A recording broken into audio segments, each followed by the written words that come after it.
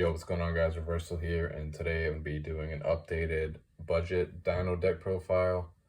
Now that the rarity collection's out, all the budget Dino players can rejoice that you don't have to spend an arm and a leg to get Product Prosperity in your deck to draw playable hands at a reasonable rate. So that's really nice for all the budget players. For this list, it's going to be similar to the non-budget list in a sense, that you're still aiming to go first if you win the dice roll, but if you lose the dice roll, you still have a pretty good list for going second as well.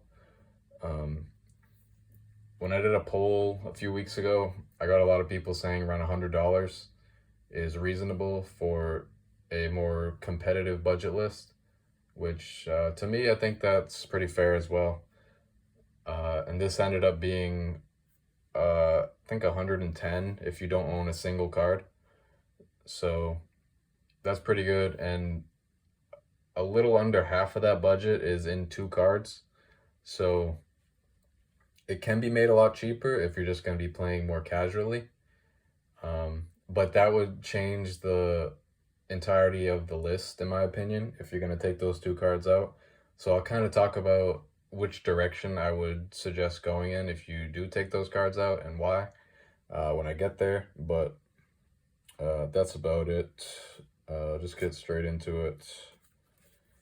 For the main deck, we have the 1 Misk, 3 Ovi, 2 Archosaur, 3 Baby, 2 Petite, 1 Rex, 2 Conductor, 1 Pank, 1 Meteorus, 1 Frostosaurus. So this is the same lineup as the non-budget list. There's still 2 Petite because there is still 2 ground Xenos in the list, as well as why these are still here. If you do not have access to the 2 ground Xenos, which are, I think they're $24 each right now. So if you don't have the budget for them, I would probably just suggest making a blind second list, because this deck is just not consistent enough without those cards, in my opinion, unless you're going to play a bunch of garbage like Litho and stuff like that. So at that point, I would just rather just go second and just hope for the best, to be honest. But yeah, this list is including the ground Xenos. And if, like I said, if you don't want to get them, you can look back to some of my older budget lists that didn't include them and just put Product Prosperity in there. Because, like, in my opinion, these 2 aren't really worth it without ground Xeno, just because they're 2 bricks at that point. Like, drawing the Meteorus isn't terrible sometimes, but, like, for the most part, I just don't want to draw these, especially the vanilla. So they do have uses even without ground Xeno. They can help you play through Droll, mainly is the main thing, I would say. But yeah, without ground Xeno, I don't know if I can really recommend these, to be honest. I think you're just better off just having a more streamlined deck for going second at that point with max non-engine. And then if you take the ground Xeno stuff out, I would also take out one of the Petites. So for these spells, got Prosperity. These are $5 each now. It's great. 2 ground Xeno, 3 Fossil Dig, 3 Lost World, 2 Pill. Same lineup as the other list, just 1 less ground Xeno. Then, like I already said, if these aren't in the budget for you, just gotta kind of take them out and change the list. But I kind of try to make my lists more towards the a competitive audience, to where if you want to try to do the best you can with the deck you're trying to play, even if it might not be the best competitive deck, but you might as well try and make it as competitive as possible if you're going to play it, in my opinion. So the non-engine, we got 3 Ash, 3 Nib, 2 Veiler, and 3 Emperor. I just swapped the Fenrir's out for Valors for the budget list. Same thing as before. If you want to play Droll instead of Nib, you can. But I think since you're playing the Valors in addition to the Imperms, these pair very nice with the Nib, so I would probably just keep it like this, to be honest. But yeah, just playing all hand traps since these are good going first and second. If you happen to brick going first, these might get you the next turn, so it's always nice to have. And then you can side into more board breakers and whatnot. So that's it for the main deck. I believe it is. Let me just double check.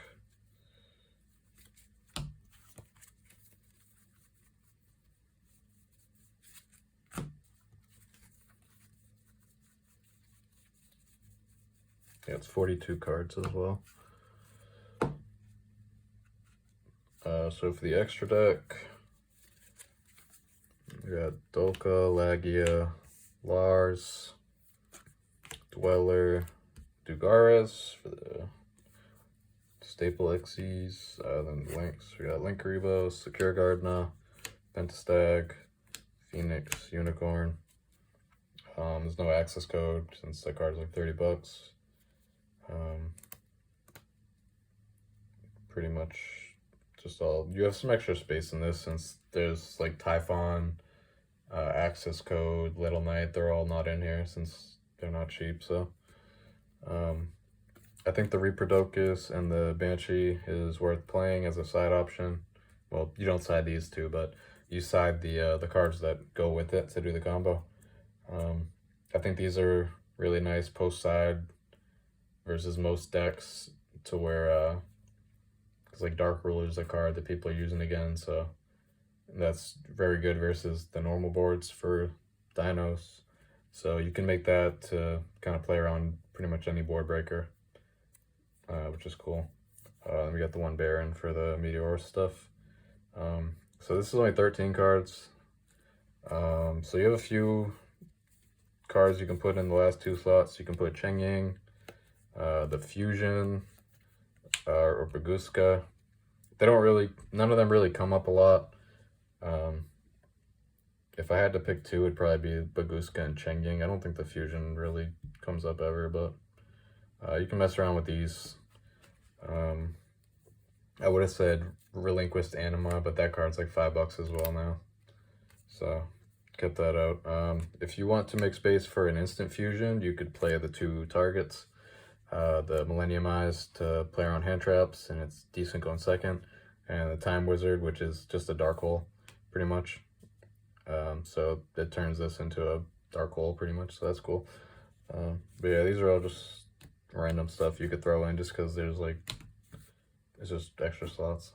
And then if you opt to not play the Crown Xeno, and in turn end up taking out the Meteorus and the Frostosaurus and just playing like a blind second list, you obviously don't need the Lars anymore. And you could play the G-Golems and the Appaloosa. Just so if your opponent makes you go first, these can help you just make a decent board of Appaloosa,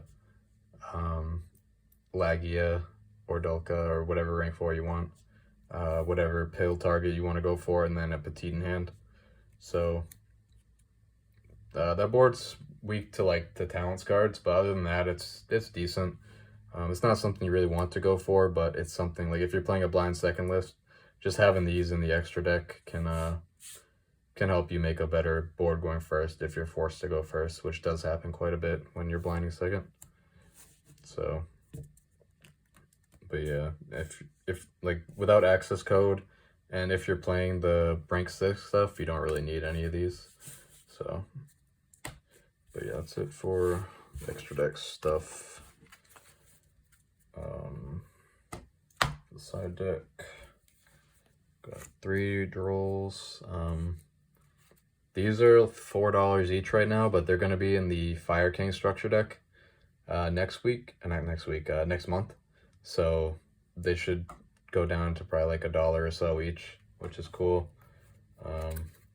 Same thing with Imperm is also going to be in there. Imperm's like $3 right now from the Rarity Collection. So it should drop down to $1 and change maybe.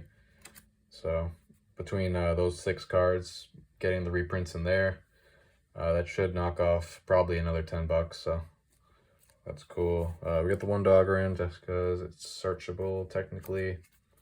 And it's good versus like Pearly. The one called by for when you run first, going second occasionally versus specific decks. 3 Dark Ruler. There's a lot of combo decks going around, and this one's impactful versus a lot of them. Post side, it's a little weird since some of the decks have outs to this card that they typically don't always have in the main deck, such as like Vanadium with the counter trap, but I think it's still a pretty good card, especially on a budget. It's very cheap.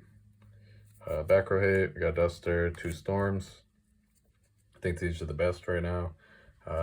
Storm's only like $1 now, which is cool. 2 Book of Eclipse. This is just another like pretty good board breaker. It's good versus Pearly. It's the main one, but it's just like decent in general. So just throw it in there. And then we got the flag and the YUGIOH for the going first combo post side to lock your opponent out of a type. So that's there. And then if you don't want to play this combo, you can play anti-spells and just take something else out. But yeah, that's it for the budget list. It's pretty similar to the non-budget list. It's just obviously without some of the expensive extra deck cards and the 3rd ground Dino. So yeah, the deck's a lot more playable with $100 now than it was before because Prosperity just does so much for the deck in terms of consistency. And then ground Dino, even if you can just get 2, it helps a ton. So if you're really looking to play dinos, I would recommend buying them because it shouldn't get reprinted anytime soon, and they are really nice for the deck. So mainly because Lars is such a nice card for us. It just does it does a lot for the end boards, like in terms of not losing to the non-respondable board breakers like Talents and Dark Holes, shit like that. You really just have to be careful with Super Poly, with the boards that have Lars and like Dolka, which there's another pro to the YUGIOH combo post side. You don't really care about Super Poly in that, so yeah, that's it for the budget list. Like I said, if you don't want to get the 2 ground Xenos, you can cut a significant portion of this down and just play blind second and swap the hand traps for some more impactful stuff, and cut the list down to 40 as well, with taking out like the petite or one of the petites and like the ground Xeno Meteorus package. I'd recommend looking at an older list of mine and just kind of adding the prosperities like I said. Or if you want to go first, I would also recommend checking out the MathMech Dinosaur profiles. I might look into that a little more and update it, but that's also a pretty decent thing for going first, in my opinion, still, because Circular is a good card. Yeah, that's it. If you have any questions or whatever, feel free to ask in the comments. I'll try to answer all the questions that I can. Yeah, that's it. Take care. Peace.